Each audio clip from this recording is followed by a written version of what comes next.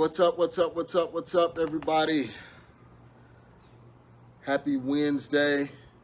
Just want to do our 2-minute meetup. We'll wait for a few other people to come in and we will get started. I want to talk about liens today, closing properties with liens, how to do it, what you'll need, and how to communicate that with the sellers. So we'll be talking about liens on properties today. Whenever you're working with people in distress, you'll definitely come across this. Hey, Gravity Capital. Who else is that? Donald Johnson, a few others. Lifestyle. Hey, Jonathan. Hey guys, so let's go ahead and get started. I don't want to be long. It's supposed to be a 2-minute meetup, but I always seem to go over. But I just wanted to tell you guys, how do you work with sellers that have liens on their properties? How do you close these transactions? And it's really more, let me get my words together. It's simpler than you think, if simpler is a word. But it's easier than you think. What's good, Lifestyle? So talking with the seller, and the seller, first of all, doesn't disclose that they have a lien on their property. What should you do? So a lot of times this happens when you get close to closing out the transaction. So you got the property under contract, the seller didn't disclose this information to you, you got the buyer ready to pull the trigger to buy the property, all of the paperwork is over the title or at the title attorney, and they give you a call and say, hey, there's a lien on this property. What do you do? What if you stand to make 5, 10, 15, 20,000 or even more? What do you do in that instance? So this is what you can do. I mean, I work with a lot of people that are in distressed situations. Our acquisitions people work with a lot of people that's in distressed situations. And one thing that we learn from our attorney is if it's not a hard transaction to close, someone would have already closed it before.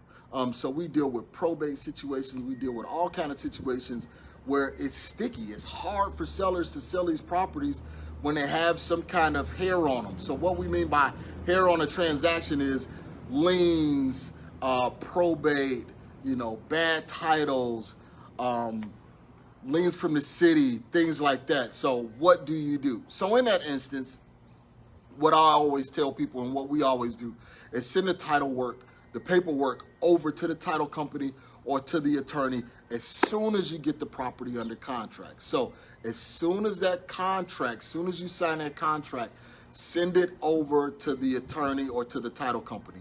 They will start working that title and that deed as quick as possible. So I know what you may be asking or thinking is, well, if they do the work, do I have to pay for that work that's done and I can't close the transaction?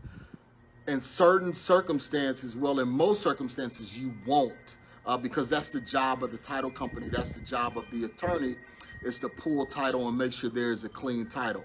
So in the event that the title agent calls you back and say, hey, there's a lien on a title and the lien may be worth $3,000, what do you do? Well, that's an easy case. You contact the seller and you say, hey, Mr. Seller, we just got the title work done. We found some information that you may not be aware of or that you may be aware of, that there is a lien on the property, let's just say from back taxes. Back taxes owed, there's a lien on the property. What we can do is you have two options.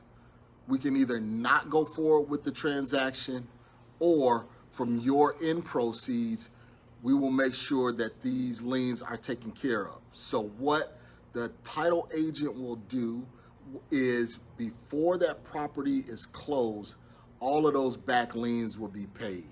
So instead of the seller getting $75,000 for their property, they'll get $72,000. It will satisfy those back liens. So why is this a benefit for the seller? And we always position this as, hey, you may not be aware of this lien, but It's a benefit for you to go ahead and get this lien taken care of now, because you won't be able to sell a property going forward to anyone else. So just a real quick case of how to work with properties with liens. Don't be scared of them. If your seller calls you and say, hey, I have a lien on my property, that is a good thing for you, because as a wholesaler, as a real estate investor, your whole position is, how can I help the seller out of their distressed situation? Once you start doing this for a while, you'll start having resources that you can use and that you can pull from to really help people. So guys, that is my 2-minute meetup for this week, is how to work with properties with liens. Remember, you didn't cause that lien. The seller caused that lien, or someone in their family or somewhere down the lineage caused that lien, and they are responsible for that lien. I'll give you one quick example before we leave.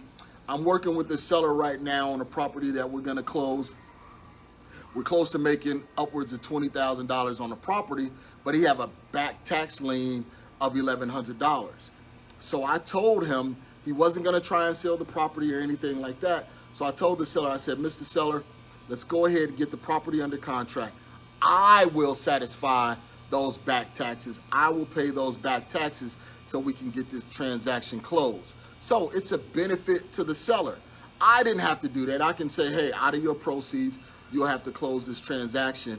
I mean, you will have to satisfy these liens. But in some of these competitive markets, you have to say, hey, I need to do whatever I need to do to help the seller in order to get the transactions closed. So what is $1,100 being paid out when I'm here close to gross $20-some thousand on the property? It's a no-brainer.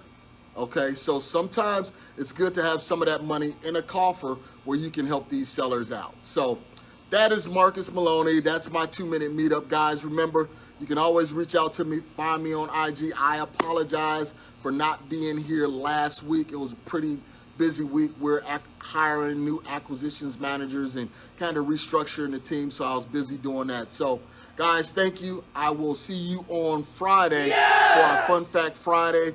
And remember, always enjoy the journey. If you haven't, if you haven't listened to this week's podcast, man, make sure you listen to it.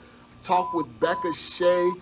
She is doing some things in the wholesale arena, in the wholesale space, that will definitely, give you an uptick in what you're doing. So go check out the podcast. It's the We Love Equity Real Estate Show.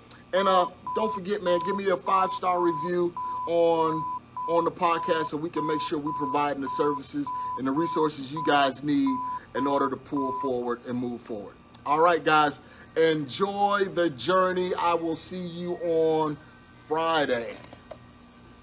So enjoy the journey. I will see you guys on Friday. Thank you.